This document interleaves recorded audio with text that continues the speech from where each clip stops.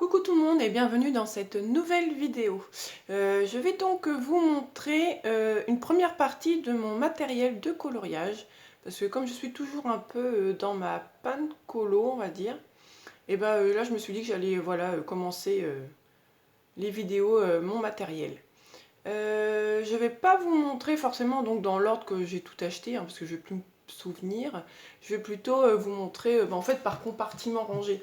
Parce que moi je sais que, enfin après c'est mon avis, hein, mais quand je regarde vraiment 40 minutes que du matos, bah, des fois au bout d'un moment je décroche quoi. Donc je préfère faire plusieurs petites vidéos et puis voilà, comme ça je vais tout vous présenter. Je vais commencer par ce casier-ci, donc voilà. Dans celui-ci, alors c'est un peu le boxon, mais en fait je tasse bah, pour pouvoir tout ranger en fait, hein. On va donc commencer par la première pochette. Alors, dans celle-ci, c'est mes polychromos, mes petits préférés, hein. Voilà, je me suis mis sur le côté, hein, je préfère vous faire voir le casier. Alors voilà, donc voilà mes polychromos, hein. Alors, faut savoir que je colorie, comme j'arrête pas de le dire, depuis 2015. Et que ce sont toujours mes... Parce qu'en fait, c'est ma première gamme, hein, c'est avec celle-ci que j'ai commencé. Et j'ai pas encore utilisé de crayon neuf en fait. C'est toujours les mêmes que j'ai depuis 2015. Alors c'est vrai, je colorie. Bon, maintenant c'est vrai que j'ai plusieurs gammes de crayons, donc j'utilise un peu tout. Mais quand même, c'est quand même ceux-là que j'utilise le plus. Et regardez, enfin oui, il y en a qui sont commencés à être petits, mais regardez comme les verts là. Mais ça va en fait, hein, quand même. Donc voilà pour les polychromos. Je vais tout refermer, je rangerai tout après forcément. Hop. Ensuite, bon bah ça, voilà, c'est du gesso que j'avais acheté chez Action. Alors il y a eu une période un peu mode gesso, je trouve, on en entend un peu moins parler. Moi, bof, j'aime pas trop. Ou alors à moins que ce soit celui-ci qui est pas assez épais, j'avais déjà entendu parler qu'il fallait qu'on en mette deux couches. J'avais essayé un peu, mais on peut voir, enfin la bouteille elle est neuve quoi, mais c'est pas mon truc. Je la garde quand même au cas où, je me dis bon, je sais pas combien de temps ça se garde, mais voilà. C'est pas ce que j'utilise beaucoup. Ensuite, on va commencer par le dessus, parce que sinon, si j'enlève tout, ça va se barrer. L'aquarelle sonnée. Alors ça, à l'époque, quand je l'avais acheté, je l'avais découverte sur la chaîne de Colorel. Voilà. Hop. Donc voilà. Et voilà. Alors j'ai quelques, surtout godets verts là, c'est parce que quand j'avais fait une période, je faisais des sapins comme ça à l'aquarelle et ceux-là avaient bien baissé, mais après les autres... Et celle-ci, c'est vrai qu'elle est réputée pour être bien pigmentée et c'est bien vrai. Elle est très très pigmentée. Justement, des fois quand on veut faire des fonds un peu plus clairs, quoi, plus... ça, c'est pas facile je trouve. Ensuite, j'ai aussi, alors ça c'est pareil, ça a été une période, c'était chez Action, j'en avais pris deux, hein, c'est les deux mêmes, c'est les petites aquarelles métalliques. J'en avais utilisé une fois pour faire un fond, mais ouais c'est plutôt sympa, hein, elles sont bien hein, pour le prix, mais c'est pareil, c'est pas ce que j'utilise le plus, alors deux comme ça, vous voyez, ça me suffit, je m'amuse pas à acheter trop d'aquarelles sur internet, c'est pas ce que je préfère l'aquarelle. Donc voilà pour les deux petites palettes de chez Action. Ensuite, j'ai ma bombe fixatif Comté à Paris. Je prends tout le temps celle-là, je l'achète chez Cultura. Ça me va bien. Voilà, c'est sur la pastel sec. Des fois, quand j'ai tout un... J'y pense pas toujours, mais sur certains colos au crayon, quand j'y pense, j'en mets une couche aussi. Et puis voilà. Ensuite, j'avais acheté cette règle-là pour faire les ronds. À la base, c'était pour faire l'effet bokeh. J'en ai encore jamais fait. Mais, parce que je trouve ça long, mais bon voilà. C'est bien utile cette règle, je trouve. Cette règle-là, je l'avais dû l'acheter dans mon Leclerc par contre. Voilà. Ensuite, hop. Je m'étais acheté cette grosse trousse. Alors cette grosse trousse, je l'avais vue sur la chaîne. Je me sens que c'était Johanna Colo. Plus très sûre, mais il me semble bien. Voilà. Hop. Alors c'est une trousse avec beaucoup de compartiments, je peux plus vous dire combien. Si vraiment vous souhaitez avoir un lien, n'hésitez pas à me demander, hein, j'irai le chercher sur Amazon et puis je vous mettrai le lien en barre d'infos si ça vous dit. Donc vous avez une petite pochette ici, hop, où vous pouvez mettre un nuancier éventuellement. Il y a aussi, elles sont tellement lourdes en fait celles-ci, il y a beaucoup de rangements mais je sais pas si c'est si pratique que ça en fin de compte.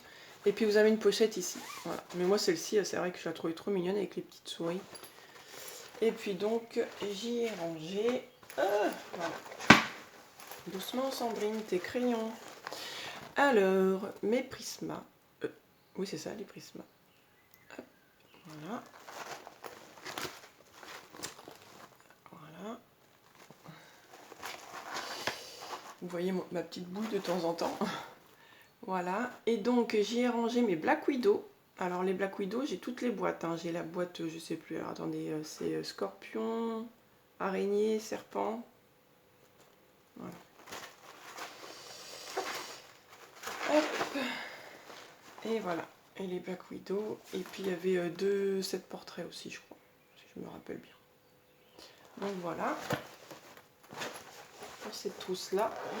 Alors comme je vous dis, c'est bien parce que bah voilà, il y a deux gammes de crayons de rangée dedans, mais bah, c'est pas si pratique que ça quand même, elle est lourde. Ensuite, je crois que celle-ci, elle est... Non, je sais plus, il y en a une où j'ai rangé mes luminances, mais comme j'en ai pas beaucoup, ça fait léger. Non, celle-là, elle est vide. Ouais, celle-là, elle est vide, c'était au cas où je me rachèterais une gamme. Hop. Donc cette pochette-là, elle est vide. Ça doit être dans l'autre que j'ai mis, mais... Ouais, celle-là, elle est plus lourde déjà.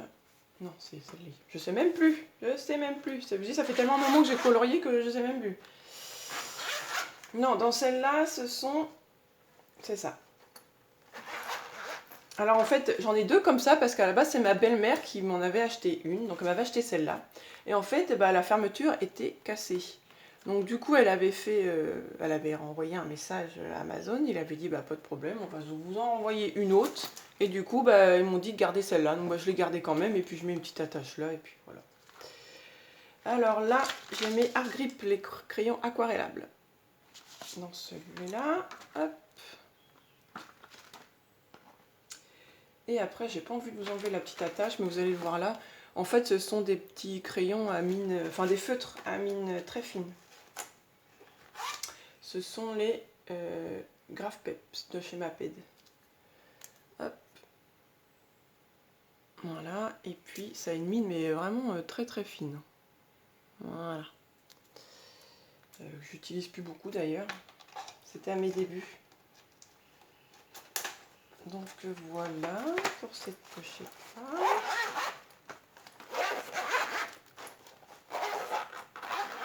Ensuite, nous allons avoir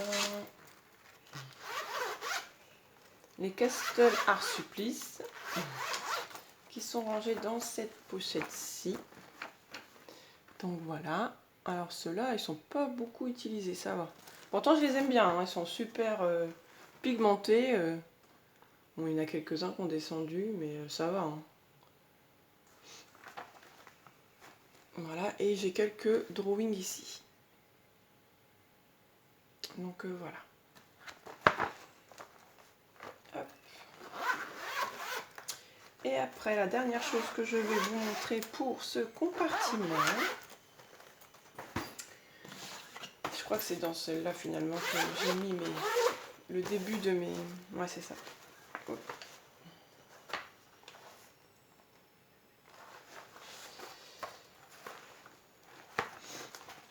Alors, j'ai mis, parce que j'ai le début des luminances, hein. Je n'ai pas beaucoup encore, mais je fais la collection au fur et à mesure. Je les achète à l'unité sur le site du Géant des Beaux-Arts, sur internet. Donc j'ai ça, j'y vais doucement là, les luminances. Hein. J'ai ceux-là. Alors ils sont déjà rangés un peu dans l'ordre de mon nuancier en fait. C'est pour ça que vous voyez des petits trous partout. Et voilà. Alors, en fait, moi, ces pochettes-là, c'est pas ce que je préfère quand on doit en ranger par 2 ou par 3. Je préfère ma rose, en fait, ou même celle-ci, hein, celle-ci que je vous ai montrée. C'est vrai que bon, il y a au moins 3 à chaque fois fermetures à ouvrir, Mais moi, ce que je préfère, c'est quand ils sont rangés un par un comme ça, en fait. Ça, j'adore.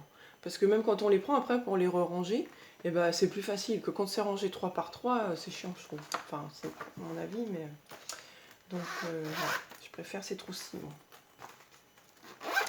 Ensuite, ce que je me suis dit que j'allais vous faire voir aussi, je m'absente 30 secondes, c'est parce que c'est rangé sur mon imprimante. Enfin, rangé. Hop là. On va surtout dire posé, me revoilà. Parce que je sais pas trop dans quoi les mettre en fait. Alors je les ai posés sur mon imprimante au bureau. Ce sont les pastels à l'huile Van Gogh. Voilà.